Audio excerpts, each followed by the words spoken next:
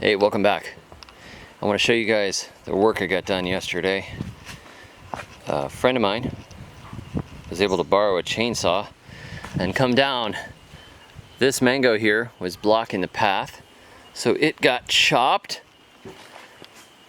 and we chopped this guava down. Guavas actually do well if you cut them back. They come back and fruit quickly, and they'll fruit closer to the ground. This one had such a tall canopy, it was getting kind of ridiculous and hard to manage. It would drop guavas, you wouldn't see them, and they drop on the ground and smash all over the place.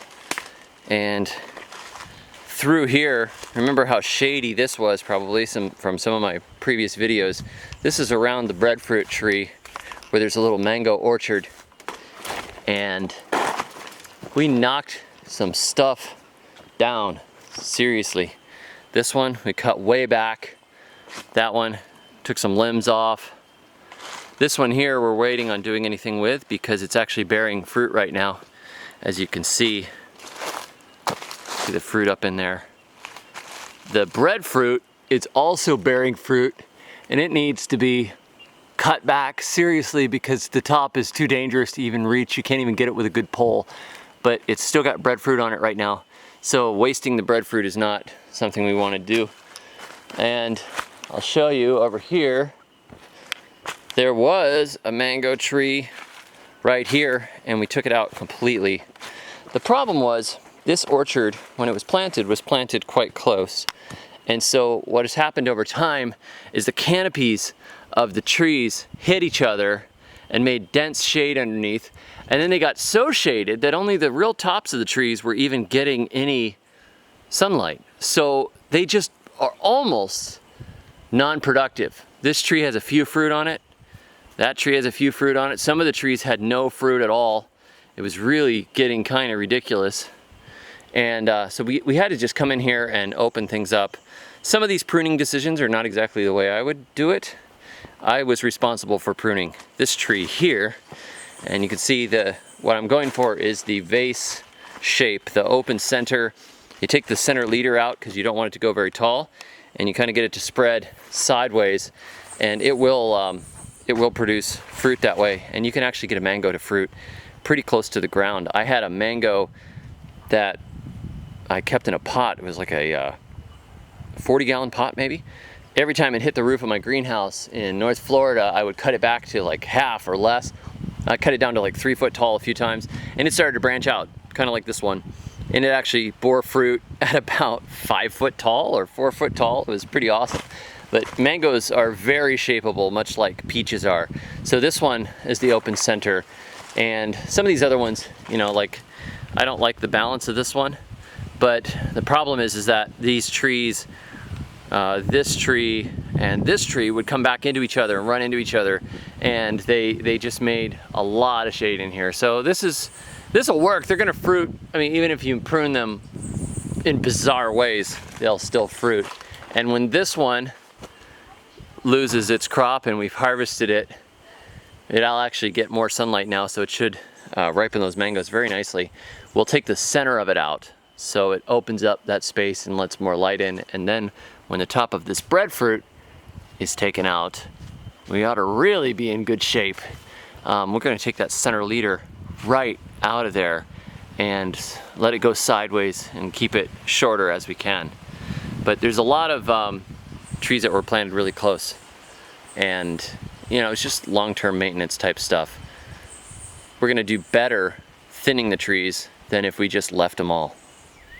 My philosophy on food forest maintenance and orchard maintenance as well is to overplant and then thin out later. I do the same thing in my gardens. I way overplant and then I thin out and I select the plants that I want.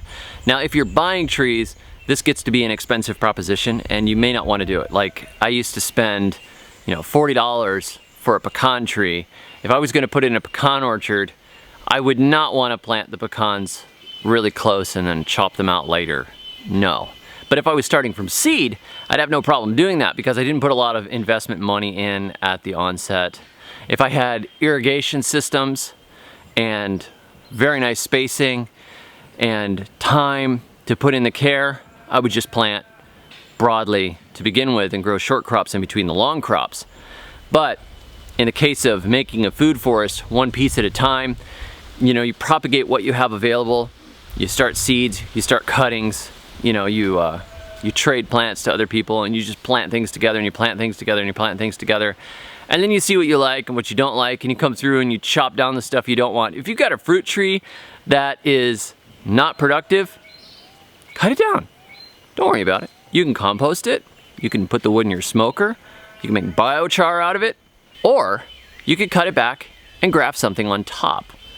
It's not really that big a deal. You don't really have a lot of loss when you're the one that's been propagating and planting the trees. Also, by putting a whole bunch of stuff together almost randomly, you're sort of imitating nature. You know, you just plant stuff out all over the place. I like to throw around seeds and tree seeds and stuff. I'll see something coming up and I'll say, well, I didn't expect to have an ackee tree there, but I think I'm gonna leave it. And I'm gonna take down that tree that's overshadowing it, because it's kind of cool to have an ackee here, and I'd like one of those. So I might do that. Or I might look and say, wow, this is really doing well here, but that other one that I planted is not doing very well over there, yet the mulberry is doing well over there. So I'm just gonna leave the mulberry. You don't have to worry, you just go and you cut and you chop and everything. Nature burns things to the ground. You know, bulls come in and eat your pigeon peas. I mean, just things are always being disturbed and changing. Trees fall and knock other trees down. So, you know, if you overplant and plant tons of stuff and just throw things in everywhere and then clear bits and pieces later, I kind of find that a fun way of gardening. It's sort of like the way you would sculpt. You have a big piece of marble and you just carve out the bits that are not the figure that you want to keep. So, my 2 cents on planting and chopping. Thanks for joining me. Check me out on the web at thesurvivalgardener.com. And until next time, may your thumbs always be green. I went to see David the Good.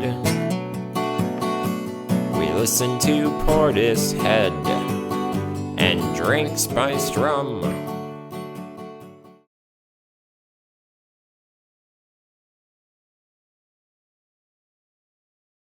Mix